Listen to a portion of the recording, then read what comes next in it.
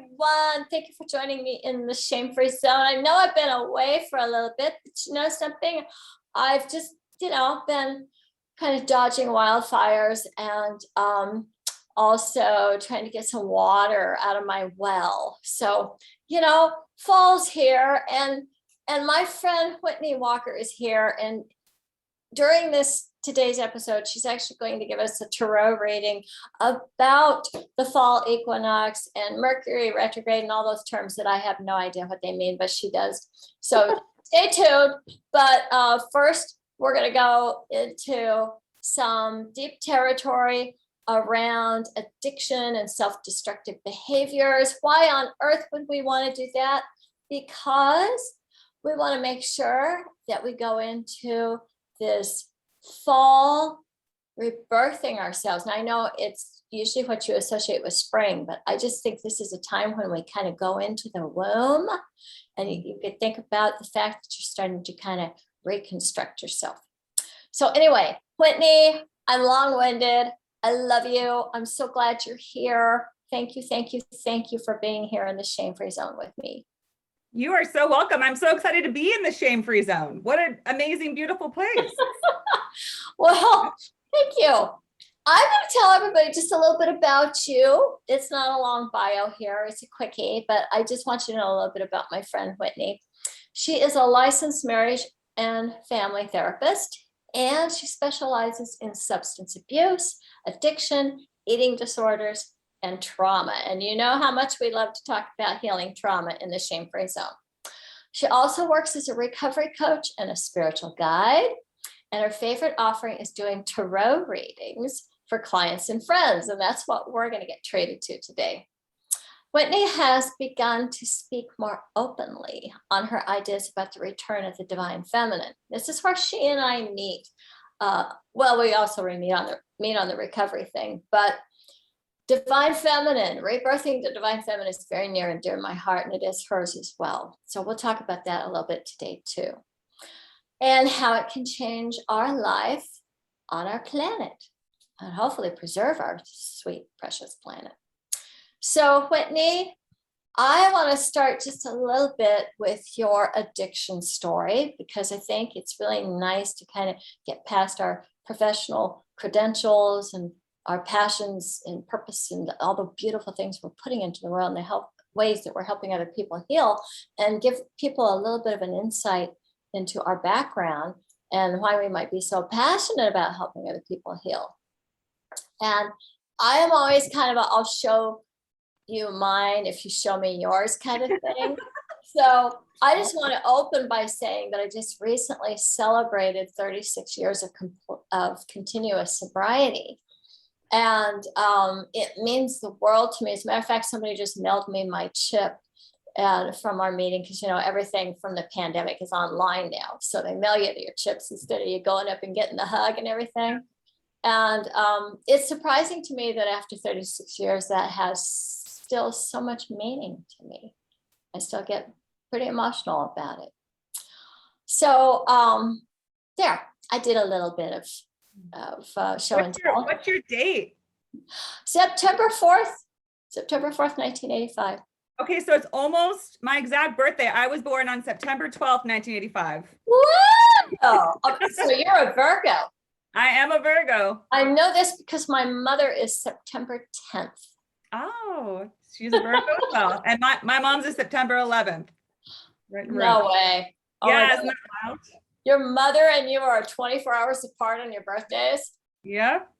Yeah. That sounds interesting. That little girl is her birthday present when she was, I think she was like 30 when she had me. Something like that. Yeah. Well, so she's, that's a very wise person waiting to have a baby, don't you think? Waiting? Yeah, instead of doing it early, because my mother was 21. And when I think about all my childhood trauma, because bad parenting, I'm like, well, my parents were babies. They were so young. I mean, they'd only been driving a car for a few years. Yeah. Yeah. Well, I think that having children when you're still kind of a child is challenging. I think personally that in our society, we kind overshoot when you become an adult or under whatever it is, under or overshoot. I don't think you're an adult until, I mean, I'm 36 and I feel like I've almost made it into full womanhood. Oh my God, you are the same age as my sobriety. Yes, that's what I'm saying. That's what I'm saying.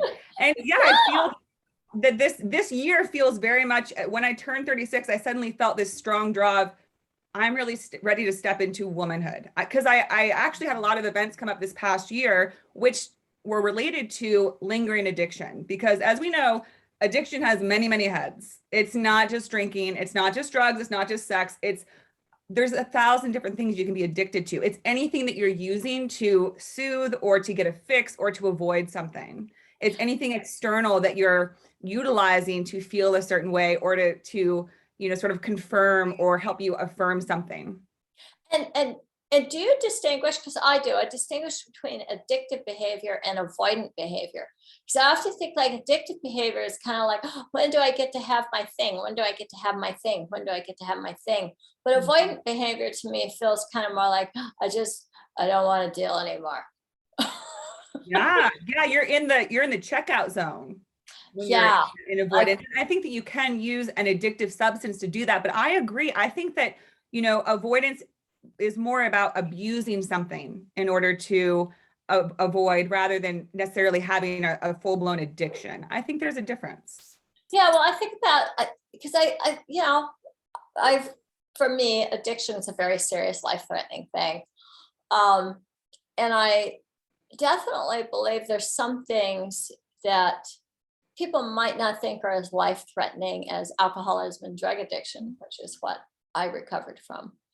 But they can still be really problematic. And so here's a big argument. I'm a certified sexologist and a certified sex educator, and get this big argument in my field around whether or not there's such a thing as sex addiction. And I'm well known as a very sex positive person. But this is where I deviate from that narrative around sex positive with my colleagues a lot of times, because I don't believe, I know there's sex addiction because I've dealt with it. And the thing to me is that, and I actually like the guy who coined the term, Patrick Carnes. I took his test and I thought, you could totally be going to strip clubs, seeing prostitutes, and you would take his test and not be considered a sex addict. And that to me is the test. Like, do we have shaming judgments on people's sexual behavior, and then we call that a sex addiction because they're not behaving the way we think they should behave? Or are we really helping them locate a pain point that is not that it's upsetting other people, but that it's actually driving you in such a way that you cannot enjoy the rest of your life? And I actually could think of sex addicts that I've worked with who lost 3 jobs because they couldn't stop masturbating at work, or think about it first thing in the morning and then all day at work and then at night, and their whole life is driven around masturbation. So that's my little spiel. I'm wanting to hear your take on it because you're a professional in the field, and I'm just wondering, how do you see sex addiction? Yeah, well, an addiction is any activity or engagement that you continue doing despite adverse repercussions or effects, and that you then begin to rely on it for a certain outcome or a certain fix, right? So what you just described caught my attention because I think that sex is such a challenging one for a lot of people to wrap their minds around, because it's still unfortunately taboo in this day. It's still, if you have a lot of sex can be amazing. If you are in a healthy place and you just love sex, you love that kind of connection, that communion, that pleasure, that's not an addiction if you engage in it in a healthy way. However, if you're using sex because you don't know how to feel a certain way without it, because you're using it to soothe a fear that you have, let's say that engaging in sex makes you feel loved, but when you're not getting that, you don't feel loved. Yeah. And just like a drug, it's when you're engaging in sex compulsively in an addictive form, it's short-term. It's a short-term fix. At first you feel okay, I get this attention, I get this intimacy, I feel good, but then it wears off because it's not a meaningful connection. So then you seek it out again and again and again. Or it gives pleasure, somebody who's chronically masturbating, they just enjoy that escape, maybe the pleasure, they're addicted to porn, whatever it is, it's something that they might feel shame. I know you're really big on talking about shame, because shame is so important to identify and be aware of, because shame can drive our negative behaviors. But this is where it gets tricky, because let's take us back 30 years and homosexuality is still in the DSM. And for the people who don't know that, that's the Diagnostics and Statistics Manual, which is kind of the Bible in the field of psychology. And homosexuality was listed as a disorder in the DSM 30 years ago. So, and possibly more recent. I'm just being generous so that we know that I'm being accurate. Mm-hmm. At that time, being homosexual would have caused problems in your life. So by definition, if you were still pursuing homosexual relationships, the DSM would have said that it's creating problems in your life. The addiction model would say it's creating problems in your life, because people would be throwing you in jail, they'd be calling you mentally ill, you would be having a lot of problems. So to me, I think this is where some sex addiction clinics will say, well, your pastor's upset with you, your community is upset with you, your wife is upset with you, or your husband's upset with you, so therefore you're a sex addict. And I think it's important for me, and I want to see how you feel about this, to say, are you enjoying it? Are you happy? Because my experience is that an addiction is eventually going to take you to a place where it's not fun anymore. It is making you miserable and you cannot stop. Always. That's always the last stop of the addiction train. Yes. That bottom, that dead end where you got nowhere else to go. So to your point, the bigger question that people don't often stop to ask, people want to be able to put a label on something. Okay, well, they're engaging in addictive compulsive behavior. But if it's something that they enjoy and it's more of an emotional state, or it's all things, right? It's a mental, emotional, and physical. How is it affecting your life? Well, if you're losing your job because of your compulsive sex, let's look at it. Yet, if you are engaging in homosexual sex and you're enjoying it and you love it, only you can know whether you're experiencing addiction. Someone else can't tell you.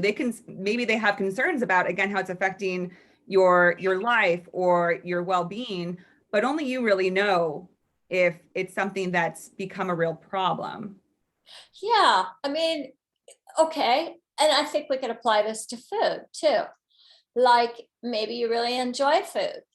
And maybe your ideal body type is not what your mother thinks your ideal body type should be, or what your husband thinks your ideal body type should be.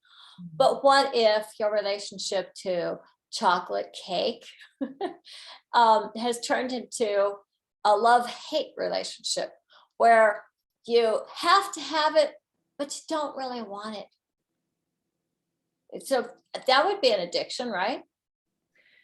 Yeah, I think it depends on what, if it's like you're trying to find a healthy relationship with something that you love. And we experience that often with people, okay, well, like maybe you have a friend and you're like, I love to be with them, but if I see them all the time, we don't get along too well. And I find that I don't like the energy when I'm with them. We all have friends like that, where too much doesn't sit well with me, but just the right amount of time with this person is good. I like to have them in my life. So it's about figuring out that balance with chocolate cake, right? With food, is that, is this something that I can indulge in once in a while? Or is it something that when I have it in my life, I tend to get, addicted to it, or I tend to over consume with it. Right. And don't give me bread. I hear you. Yes, I go back and forth. First of all, I am horribly allergic to gluten, and food allergies are automatically addicting. So it's a fascinating thing with the body. If you have an allergy to a food, then you are going to crave it. Yeah. So, and if in my case, if I have a slice of bread, I want the whole loaf. And then of course I'm going to be doubled over in agonizing pain for a week. But so I just don't eat bread. Yeah. Well, I think that, I mean, honestly, I think that both food and sex are strongly related, I believe, because they're both, you're bringing, it sounds funny, but you're bringing something into your body, or you're, engaging in something that's both pleasurable to ingest, but also that you're, you're having an intimate relationship with it. Like, whether it's, a man and his penis, or, bread and some chocolate cake, you know what I mean? Like, you're bringing it into your body, you're enjoying it, you're pleasuring yourself with these things. Yeah. It's what it is. And so it gets complicated, because where is the line between satiating and enjoying and wanting something from that? I like to eat chocolate cake because it feels so good and it tastes so good. It makes me feel better when I'm upset, or when I'm because then you're using it for a different reason, right? Yeah. So, and I noticed, okay, so for me, I can't do sugar. And I'm vegan, so I don't do dairy. We're so similar. Oh, do we? We're recovered vegans who can't eat much sugar bread. So there we go. I tell my friends sometimes that's like a gremlin. Do you remember the movie Gremlins from yes, I do. So I say that I'm a gremlin because I'm such an addictive person that I can't, like, I have struggled with, eating bread or eating sugar. I couldn't drink. It's like, you can't mix too many things with me after a certain hour. But you know what the good thing about this is? I want to tell you. The good thing is I can wear the same size of clothes, and actually the same clothes that I was wearing 30 years ago. So if you can't do those things, and then yeah, you can just stay the same size forever. How wonderful. What a gift. Well, it's kind of fun, but I have to find an excuse to go buy new clothes. So I'm kind of like, I don't need new clothes, but I want some new clothes, damn it. Yeah. Oh, and by the way, another tip, since I am quite a bit older than you, keep them, just put them in the back of your closet. If your size doesn't change, I guarantee you every decade, something that you have in your closet is going to come back in style. It'll come back in style. It will.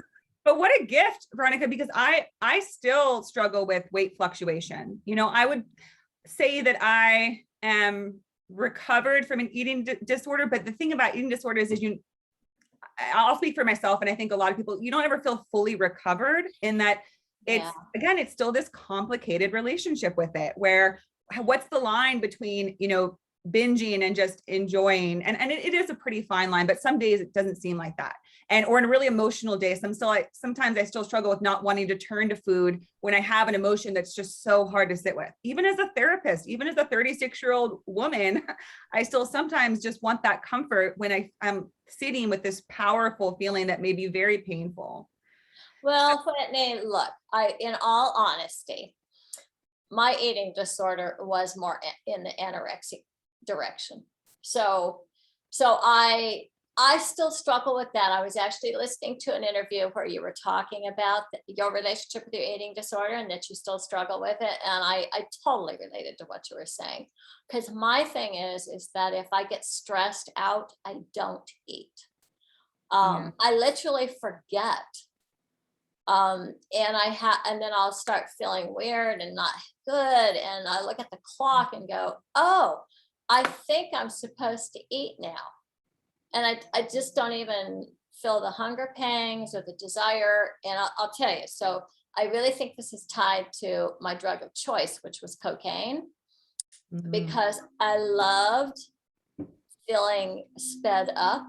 So if I get stressed out and I can run off with my adrenaline and I don't have to eat, I'm actually getting high. Yeah.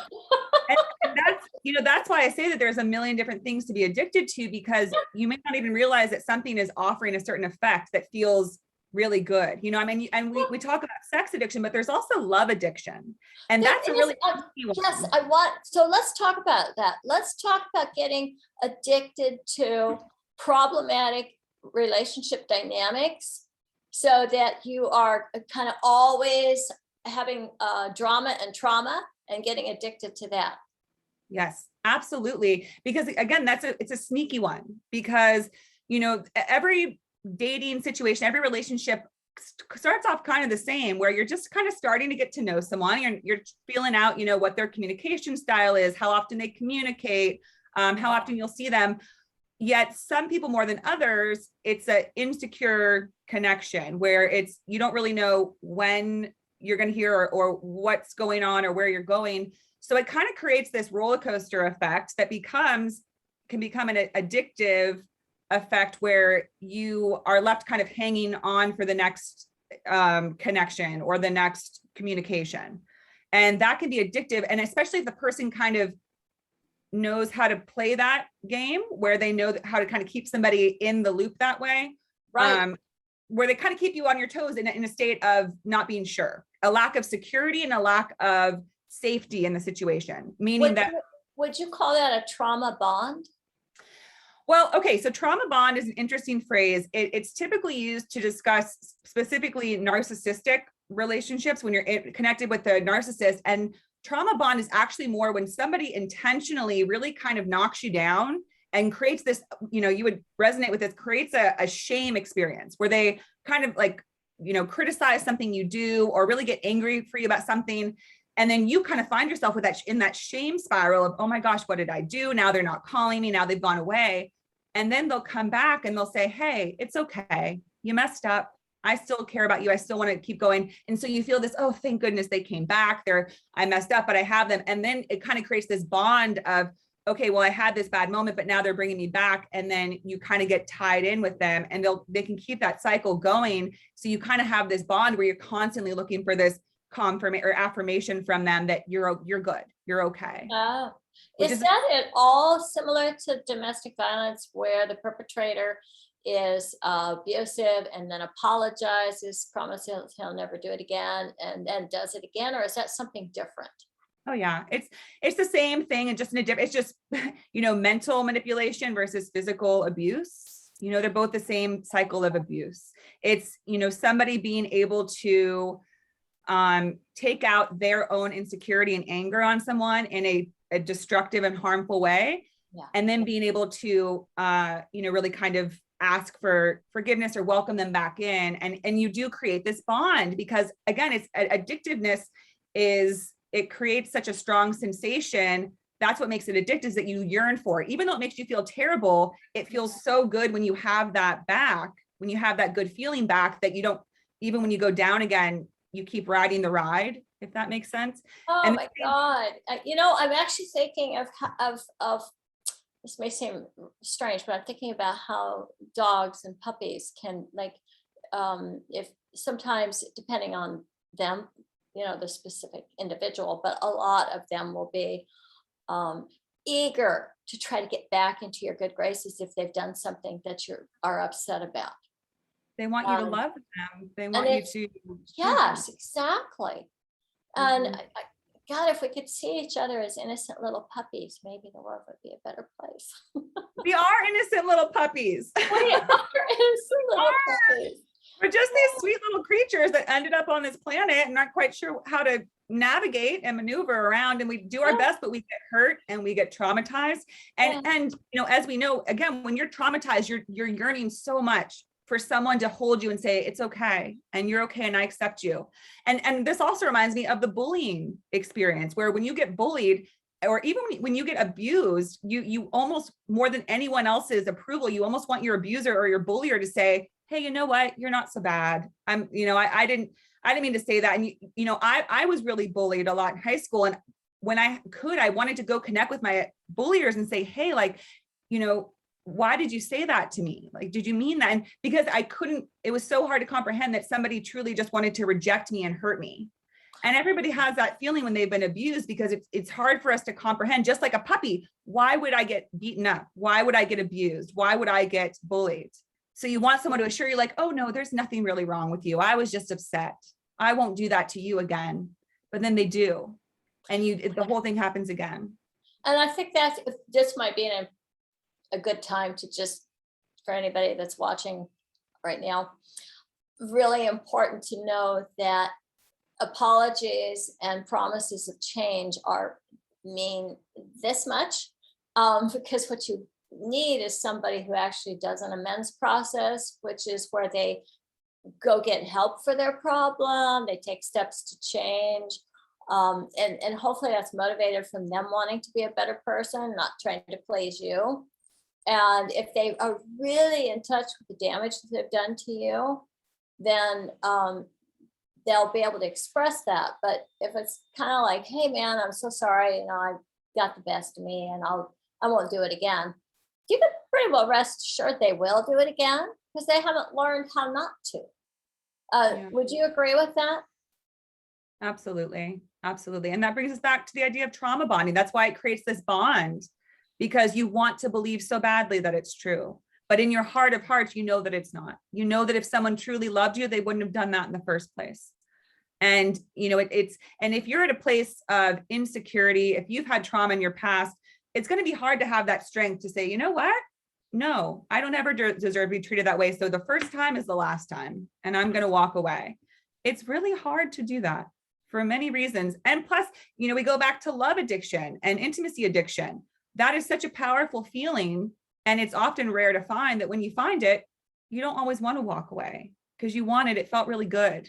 And even if maybe they didn't treat you so well, and maybe they weren't really consistent, they're not calling you, maybe they feel they're disinterested, but then all of a sudden they're really into you, and it's gamey, and it's not real, and it's not sincere, and it's not going anywhere. But sometimes you still stick around because it feels really good. And it sounds just like any other addiction. With alcohol, you have some of the worst nights of your life. You can be having near, Sure. yeah, right. You can almost die. You can, have Doesn't matter. Just do it some more. Yeah, just because then what? Next Friday night comes along, and what's going to happen tonight? I got to try again. I got to roll that dice again and see how much fun I can have, because you think, what's the alternative? Just sitting at home, not engaging in something that makes me feel elated. You mentioned the addiction to cocaine and that feeling of being on the go and being at this heightened state where you can take on anything, and you just feel it pumps through your blood and it feels good. And you can't imagine, to quote Axl Rose, the great of Guns N' Roses, when you're high, you never want to be down. You kind of feel like you're high up there looking down, and you're like, I don't ever want to be back on everyone's level. I'm going to stay at this level. Yeah. Yeah. But then,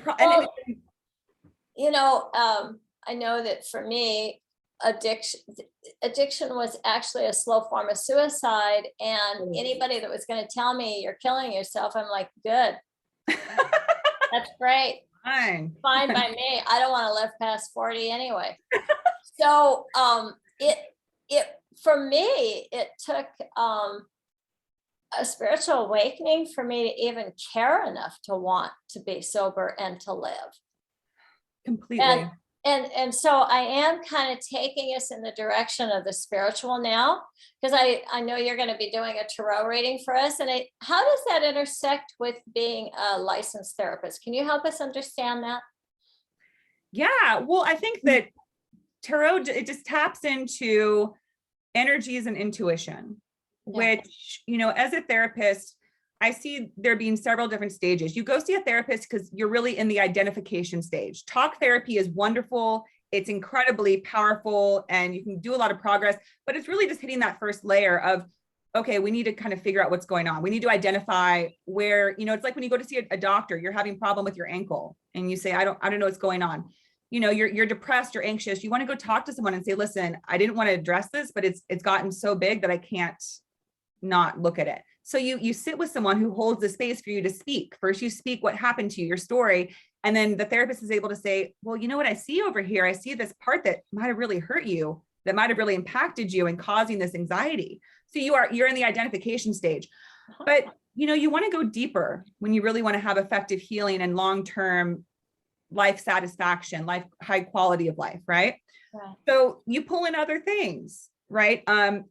I think that a big part of sustained joy and happiness in life is being in touch with your higher self and your intuitive self, your intuition. And, there's something about doing something like oracle cards and tarot where you're recognizing that you're not alone. I believe that strongly. We're not often in this experience of life, we feel like it's just us in a vacuum. And that's really hard, especially people recovering from an addiction, because you feel like, why was I, forsaken? How did I get into this dark of dark places all alone? And so, I think something like tarot kind of brings you back to, well, let's kind of pull and see what energies are coming through for you. Who's thinking of you? Who's surrounding you? Whether you believe in, angels or spirit guides, or just the power of potential energies, your path forward, your future self, your higher self, whatever it is. And sometimes your higher self is just that wise-minded part of you that's always there, but that you kind of shut out or get disconnected from when you're in an addiction or in your pain and your wounding. So I like to incorporate it. And also it includes a bit of fun and magic, which I think is important to stay connected with. Life doesn't always have to be so bogged down and serious. You kind of get in your spiritual enlightened self and you recognize you have a lot of power. We're all very powerful beings, but we disconnect from that because we think, no, I'm not powerful.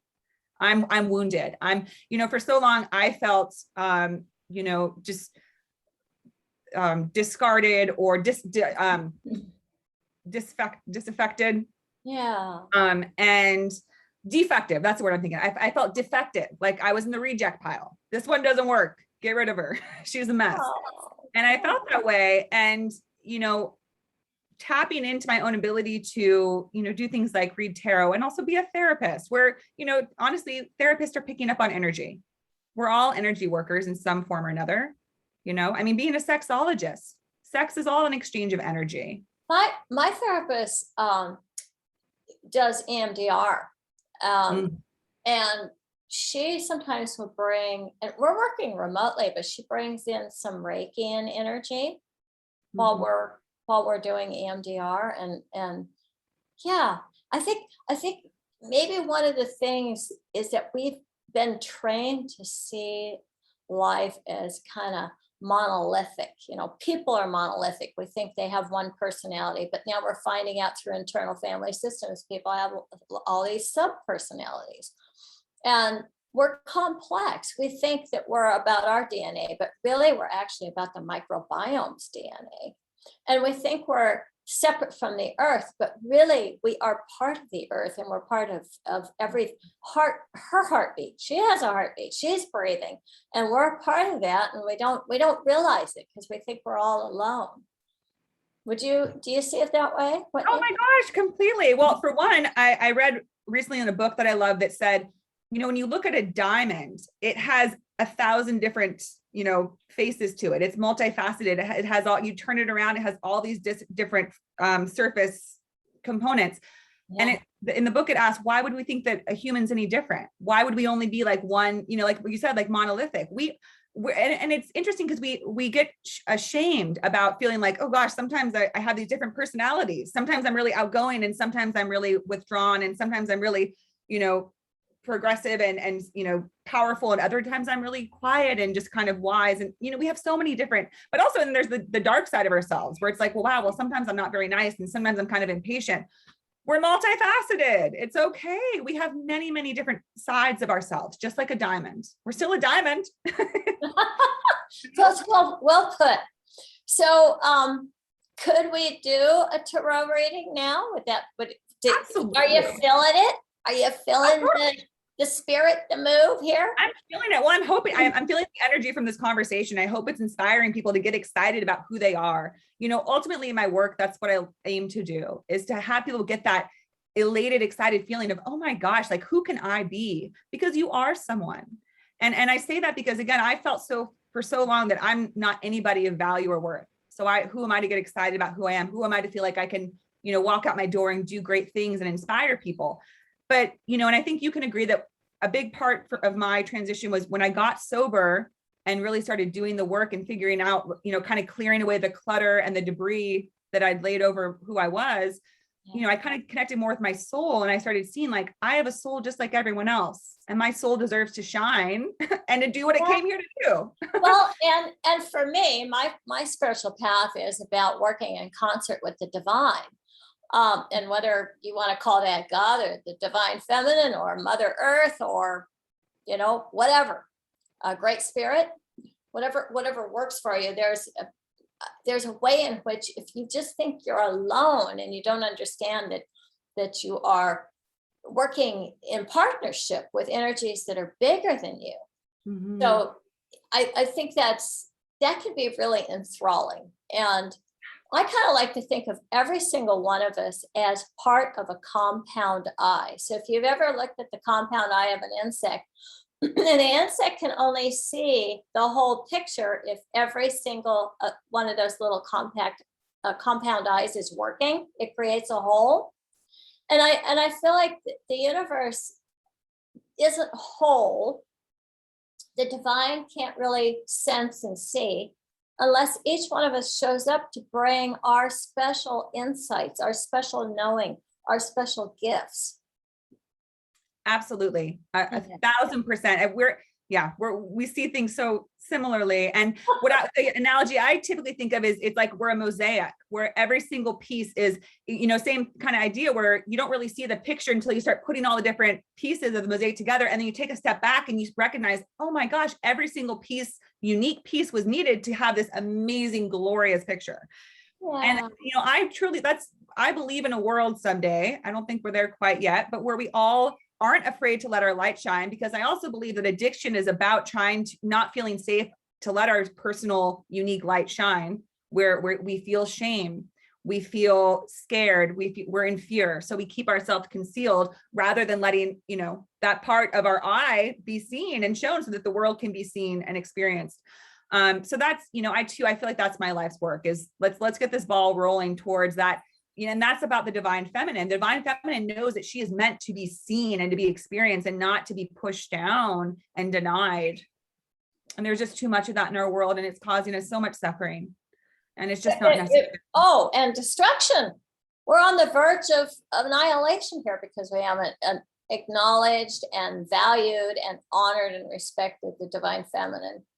That's how I see it. I think it's kind of like, this is about the survival of the biosphere. The planet will be fine. She will always make new stuff. But if we want what we have here, all of us here, the way we are now, I think we really have, I just read this discouraging, the level of extinction that's going on right now is so disturbing. And there was a new headline today of, more extinctions. I think 200 more extinctions this year or something like that.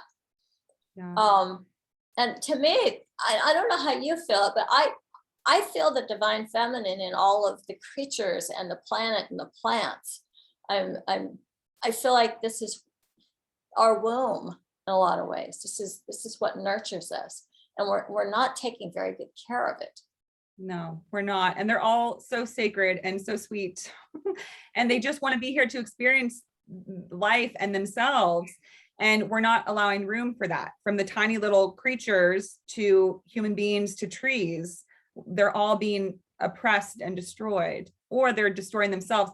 You mentioned self-destruction, and that's such a big key point and crux of my work, because I think that all of these things, whether it's, physical illness or addiction, is self-destruction. We're kind of like a system turned inside out or flipped upside down, if you will. The way that we are meant to operate, that's most effective and efficient, we're doing it backwards. So because self-destruction goes against nature. Nature in its own right can be violent and destructive at times, because that's a part of life. But self-destructive is a whole different thing. I don't believe that's natural. Well, I don't think it is either. And I certainly know what it feels like to be self-loathing and self-destructive and suicidal. I'm really well acquainted with those emotions and those feelings. What do you think? What do you think the basic reason for that is, that a human being would do something so unnatural as not want to thrive or survive? Well, I think it's so simple. I think it truly comes down just to the fact that we have two choices all the time, to either accept ourselves or reject ourselves.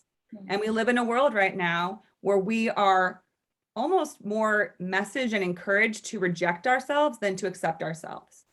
From the time we are born, we're given so many messages of, you will be loved if, you will be accepted if, you are of value if. that's conditionality. It comes down to conditional or unconditional. I believe that humans are meant to live in an unconditional state. We are lovable, just like a puppy. Doesn't matter what that puppy does, I'm going to love it. I might get frustrated with it, but those puppies are adorable, and we know that a puppy should always be loved, but we don't think of ourselves that way. So again, we throw ourselves in the reject pile. We see ourselves as defective, like I did. And that's why I'm so floored on this concept. And I believe that it's held within the idea of the divine feminine, because I see it. I think it's almost good news that as bad as it is right now in self-destruction, when we make that flip, it's going to be that good. When we're in that place of unconditionality, where we live our lives knowing there's nothing I have to do or be or have to be of value, and to know that I am a piece of this mosaic, of this grander picture, and I'm safe to be just exactly who I am. I think that we don't feel safe being who we are because we're terrified that who we are is not enough or we'll be rejected for it. Oh, and there's so much pressure from the culture to not be who you are. Because if you have unique thoughts and unique ways of seeing things, and no, we've already established what the truth is. You don't get to come in here and change things. Yeah. And, I think that that's a big thing too, that we're seeing is we're resisting what's the most natural to all of life, which is evolution. Yeah. Things, the nature of life is change. True. As they say, the only constant is change. And we're saying, no, we're stopping right here. You can almost feel it right now. It's like we're hitting against the ceiling. It's time to break through to a new era, a new time, a new understanding of who we are as beings. And we're fighting it because change is scary. And change can mean a shift in power dynamics and people who have and have nots and all of that. And people are afraid. So we're trying to keep things like in this box that's just, but you can't stop nature, and you can't stop that divinity within us. It's coming through. Change is absolutely inevitable. Do you want to share with us what change is coming through the tarot cards? Yeah, you want these cards? So do I. I think it'll be fun. Yeah, so I love pulling a card for the collective, and I really am just feeling this energy from this conversation, and I just feel strength. I feel a strength, especially amongst women who might be listening to this, really everybody, but just finding that fortitude within you that's kind of thinking like, yeah, we can have change. So I want to pull a card for that and see, we just entered into autumn, and autumn is my favorite season, not just because it's my birthday season, but it is because it is cozy. It's like, it does feel like the womb. It's just, we all love that cozy time of fall where you get cuddled up, and whether it's with like some tea or coffee or just something about it feels like, I think it's a little bit like we made it through the year. We're kind of getting towards the end of it. We can kind of reflect now and get back in our warm blankets and cuddled up. So you kind of start reflecting, and we're also in a Mercury retrograde, which means it's a time where the past is coming in to say hello, but in a productive way. The past comes in to say, hey, listen, I know that you're ready to move forward, but you might want to check out this kind of pin in your coat that's holding you back. This thing that's kind of might be tugging at you, because we don't want to be stuck in the past, but the past can keep us stuck if we don't make peace with it, I believe. So yeah, so I want to pull a card that's just kind of for the collective, that's kind of a message of what can we focus on for our highest good, what's going to create the greatest chance for change and forward movement at this time. Yeah. Yes, I'm ready. I'm sure everybody else is too. Yeah, so I just want to take a minute to have a big breath with everyone and recognize that connection that we all have, that we're all connected. All right, and I'm going to ask to pull a card for the highest good and greatest guidance for everyone who might be listening to this. Oh my gosh, that is so beautiful. We got the 10 of Cups. Okay, I don't know what the 10 of Cups is. I know, you're like, okay. I will explain, but if you just want to look, it's very pretty. You see, like, it's almost like a chandelier of cups. Oh, it is. So the 10 of Cups is basically all your dreams come true. It's all your cups are full. Oh my God, that is great. Isn't that gorgeous? So, and it says satiety. So it means you're satisfied. And satiety, is it satiation? Satiation. Satiety. If you think about it, that I often talk about with addiction. We get addicted because what we're taking in doesn't satiate us. Yeah. We think it does. When you're addicted to that love, you think if you just got a little bit more from this guy, from this girl, whatever, if they just give you one more, ounce of love, then you'd finally feel satiated, but when it's not real, just like a drug or alcohol, the feeling isn't real, it's not secure or safe, you're not getting your cup filled. But this is saying it's time to fill up our cups, people. It's time. And I think this is such a great indication because it means that the focus is more positive. Yes, we're in a retrograde, but to me, the message is so strong that whatever challenges you might face in this time, whatever past might be coming back, know that the past only comes back to say, hey, I want you to get to this 10 of cups moment. I want you to have the greatest life you've ever had. I want you to be happy. I want you to feel fulfilled in every way. So just kind of, if something's kind of nagging at you, don't try to push it away and fight it. Embrace it. Embrace it and say, okay, I had a really bad nightmare 2 nights in a row about this event that happened. I just want to sit in meditation and kind of hold myself and not be afraid of it. Or, sometimes when anxiety comes up, it's not a bad thing. It just means, okay, I need to look at this. I need to see what's going on here. Journal about it, talk about it, address it, because that means that, get past this retrograde, moving into this new year. If you address some of those stuff, you're going to have a lot of happiness. Yeah. And do you think that acceptance and curiosity are maybe some good guideposts? Like maybe you're going through a big challenge right now, some relationship drama, financial issues, whatever's happening, that if you are looking at it as an opportunity as opposed to a setback, is that what you're saying? Completely. And it also reminds me of, recognizing you're not alone. Because again, right now I'm just feeling, it's like I can feel everybody watching this. And I want us to all feel like we're sort of mobilizing as, these amazing warriors, like soul warriors, where it's like, okay, this is tough. And I feel like I'm stepping into a new age, but I still have some things to wrap up and address. I'm going to do this for the collective, for me and the collective, because there's no one who doesn't have things that they're still working through, or that one thing that they feel that they'll forever be sad or regretful or guilty about. We all have that. And, sometimes those things, it's about, we do what we can to kind of sit with it and hold it.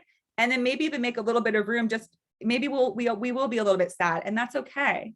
There's certain things we have to make peace with that won't totally disappear from our lives, but we just hold a safe space for, and we have to integrate it, right? We still have to integrate all parts of ourselves, all events that we've been through.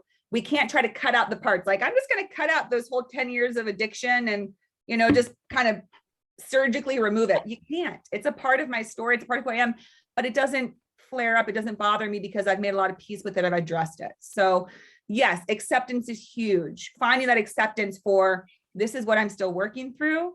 But I know that the sooner I look at it and see it and hold it, the more I'm going to be able to move through. I love that. The 10 cups. 10 of cups. Can't get any better. That's the ultimate. I am bringing that in. I'm bringing that in. Whitney, you're great. Thank you so much for joining me in the Shame-Free Zone today. Would you like to tell our viewers how they can reach you and maybe get some more therapeutic and tarot magic from you? Absolutely. So you can reach me on my website, which is womenawaken.com. And I also started a podcast. Yes, you did. I did. I am a guest on too. Yeah, which was so fun. It's a fabulous episode. It's going to come out in the next few weeks. And that can be found on Apple Podcasts, on Spotify, on Stitcher, all the different podcast platforms, the Women Awaken podcast. And you can email me if anyone listening has some thoughts or ideas about what we discussed, would like a tarot reading, is looking for a therapist that's spiritually based, or that would like to be a guest on my podcast that does spiritual or healing work. I'm always looking for more guests. So yeah, I just love to connect with people, even if you just want to write in and you'd like to have a conversation. I think that so much of this movement forward is about connection and discourse and discussion. I think that that's one of the first steps towards change. First, we have to talk about it. Again, just like therapy, first you have to identify it and talk about it. Then you can really get down to it. Right. Exactly. That change, that glorious change and evolution that gets us to the 10 of cups. Absolutely. Well, I know you and I will be talking soon. Yeah. And I'm really excited that you and I are working together to bring positive change into this world and to rebirth the divine feminine. And I just want to assure the viewers, when we talk about the divine feminine, we're not talking about something that is just for people that are identified as female, talking about this powerful, amazing, beautiful aspect of each and every one of us that has been suppressed and mutilated and pushed aside, and how bringing that into being for each and every one of us makes us more whole. Yeah, absolutely. So beautifully said. And I appreciate you so much. So, so much, Veronica. Thank you for the work that you do. And thank you for the shame-free zone. You know, I mean, it's and I love stepping into it and Oh, being and with, you did. And you and I will do this again. I love the fact that you were bold and frank. And I love the fact that you share about yourself personally, because that's very unique in therapists. A lot of therapists are kind of trained not to self-disclose. And I think it's so much more powerful to share our journeys, because who wants to get advice and help from somebody who read it from a book, right? You want somebody who lived it. So I'm glad, really grateful that you're taking your experience and your wisdom and your insights. well, I will always speak openly and truthfully, because I think that also a huge part of the change and a part of the divine feminine is truth and sovereignty. And it's about being able to speak openly about who you are and what happened to you and your story, because I think that's another thing that we're working against in our current society. There's very little transparency. So many things are concealed and forced to be hidden away, and hide this, and we can't tell them about this because and it's left us in this state where we don't know how to trust, or we don't know what's safe to say. And all of that just creates such a lack of security and safety within each individual and the collective. So and being fake and being fear-based. So then you're afraid people are going to find out the truth about you. yeah, I sleep really well at night because I'm not afraid about any secrets getting discovered. I put them all on my blog. So I know you do. And your secrets are so powerful and sacred, because your secrets are so many people's realities, you know, and people, it's so powerful and impactful for people to hear that and say, oh my gosh, your truth is my truth. Your story is mine. And I didn't think I could admit that to even myself, let alone other people. Yeah. And even if somebody hasn't experienced or done the things that I have experienced or done, it creates a really level playing field. It's like, I'm not here to try to be the expert who knows more than you. I am a human being who's experienced possibly more than you have. And whatever it is you're going through, it's probably not nearly as much as I went through. So bring Look at it you on. now. You're shining, you're bright, and you're doing your soul's work. I just love it. Thank I just you. love it. I just appreciate you so much and adore you. So thank you so much for having me, Veronica. Well, really I adore you too. I am grateful to be working with you as a power partner, and I just feel like we are sisters in a lot of ways. And I love the fact that you have married spirituality with psychotherapy. Thank you for that. It's something that is so needed.